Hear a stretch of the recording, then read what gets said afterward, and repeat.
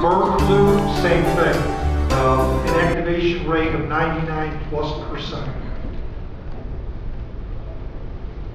MRSA, you may or may not be familiar with that. It's become very known over the last couple of years, associated with hospitals. People go in to have a minor surgery and they contract MRSA while they're there. It is a major problem. In a lab setting, we've shown that we can do a 98+% reduction. In real life, we've had outside hospitals and PhDs do their own tests and written papers about it, showing up to about a 38-39% reduction of MRSA cases, at hospitals. So they're realizing real reductions in the amount of people that are being contaminated with MRSA, which reduces their risk, their liability, and obviously the cost of treating those patients long term. Mold spores, extremely effective on mold spores. You'll see this a lot in older construction, where there may be a leak between the walls and mold appears. It won't kill the mold behind the wall because the gases can't get to it, but it prevents the mold spores that are traveling in the air from that mold from going anywhere. It kills them once they become airborne. So you don't end up breathing the mold spores in, which that's a very, very common cause of asthma and allergies also. A lot of allergies and asthma are caused because of mold spores. I already mentioned odors. There's just a graph that shows the reductions on cleaning chemicals, pet odors, perfume odors. One of the downsides to this technology, because it's so effective on odors, is people that like to use, say, perfumes or scented candles in their homes, they can't do it anymore because these gases attack those smoke odors and you don't smell that candle anymore. So you're getting the protection, but it's killing those odors. Over the years, RGF has had numerous key alliances. You can recognize many of the names that are on there, whether they've been for indoor air quality products, food sanitation products. I think we're getting ready. We have to add Zico to the bottom of this list now.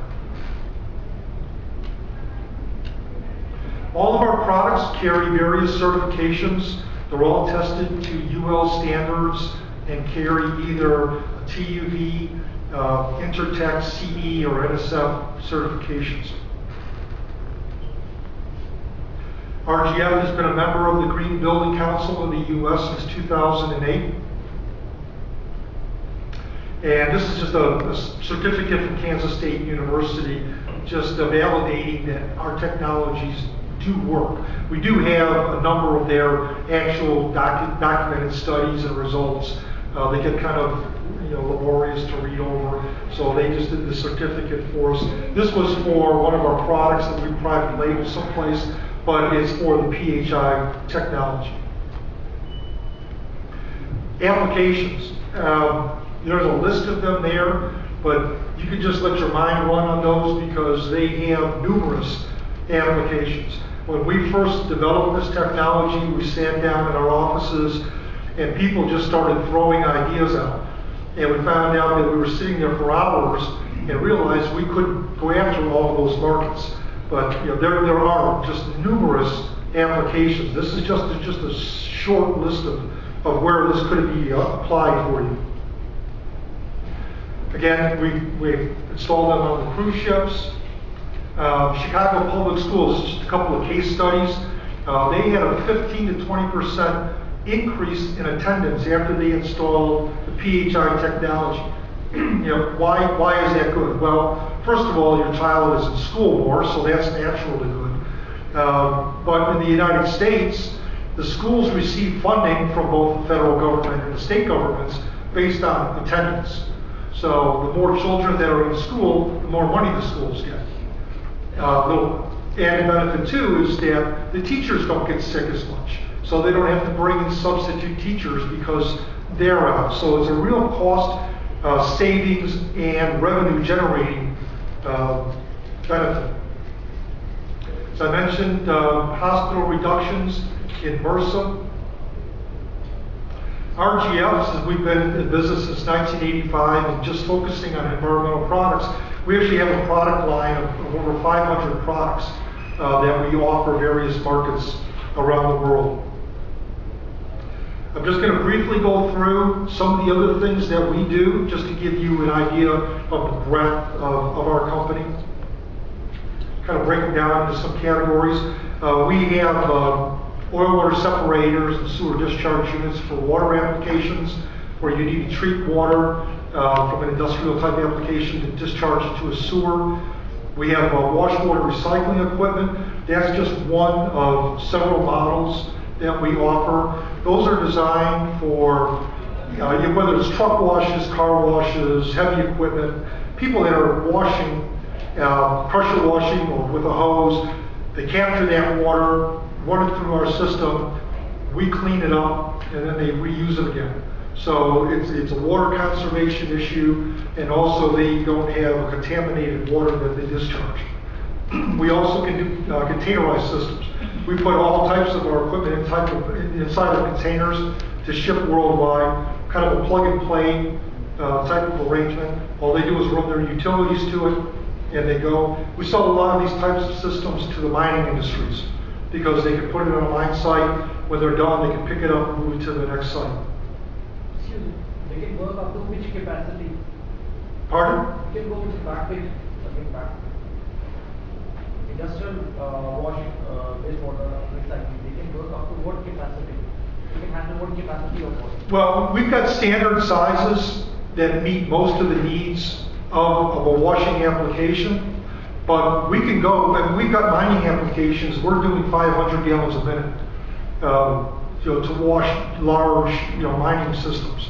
So we've got a pretty wide range. We can go to 10 gallons a minute.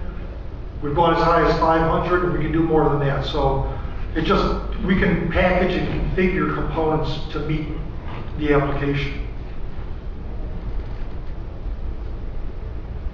Thermal oxidizers, they're an advanced evaporation system used mostly in industrial manufacturing companies.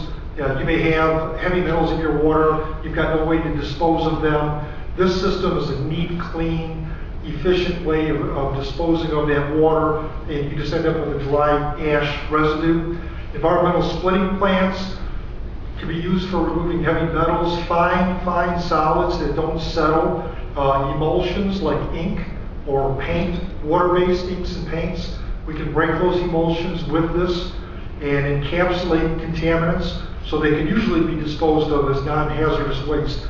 And then the water can sometimes be reused in the process, or it can be safely discharged. I don't think you have a lot of golf courses here, but we do have systems, wash water recycle systems for golf and turf maintenance.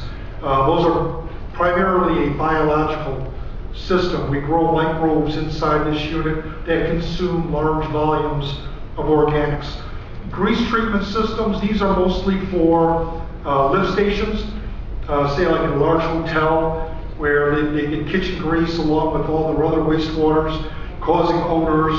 We'll pump oxidation gases down into there, into the water and into the air to break down the grease and also control the odors coming from it. We've got a complete line of food sanitation products. Most of these use the PHI technology. We first used it for indoor air quality, and then realized through testing that it's also very effective on killing surface microbials on foods. So most of this product is sold to the processing plants, where they're either breaking down a chicken and packaging it for sale to the market. So it will kill the microbials on the surface, but then also, again, the added benefit is going to be that it extends the shelf life anywhere from 3 to 5 days, because you don't have those microbes living on the surface anymore.